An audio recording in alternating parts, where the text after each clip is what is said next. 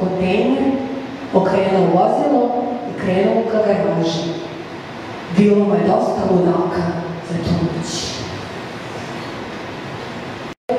Patronski burlaski. Znači neki intelektualno iščučen transparentno glasan humor za urbane i tako zvane urbane više srednje klase, dovoljno nagledane narušene nošte. I samo još nešto, karakteristika tog humora jeste subverzivnost, što se meni jako dopada. Samo te ideje subverzivnost. Evo ovako, ja bih sad rekla samo ako niko od vas nema nešto da doda i eventualno možda koliko neko s publike ima neko pitanje, Možeš da reći? Za učesnike? Naravno. Pisac uvijek nezadovoljno, pisac uvijek nešto od toga, nešto divno, nešto da ukomponujemo. Zato... Pa to je onaj začin koji čini umetnost, nezadovoljstvo. Upravo, ja bih mogla pričati iz knjige da zaista pričam satima, ali ne vjerujem da vidim još toliko vremena, a Boga mi nema ni ja. Mogu ja da vam pričam o temu da li je marketing koja je moja profesija umetnosti ili nije, ali to je već neka druga tema.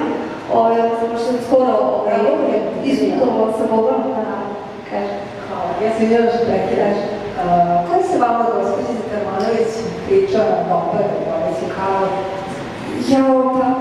Dobro da ne morate da obrazno živite. Poljska i vodka. To je malo mene priča da je to. I nećemo otkriti zašto pročitajte i vidit ćete sami, ovdje se i vam svijeti. U svakom slučaju ja bih htjela da se zahvalim svima vama još jednom na pažnji i da prosto samo vas uputim u onom pravcu ka knjizi, kako biste i sami vidjeli o čemu se radi i pročitali i naravno uživali. I ako Boban ima nešto da dodam za vas, to od nas za večeras. Ja sad imam želju da pričam o Borisu kaj vodki, ali ipak treba znati kada treba. Znala sam da nije želala to da kažem.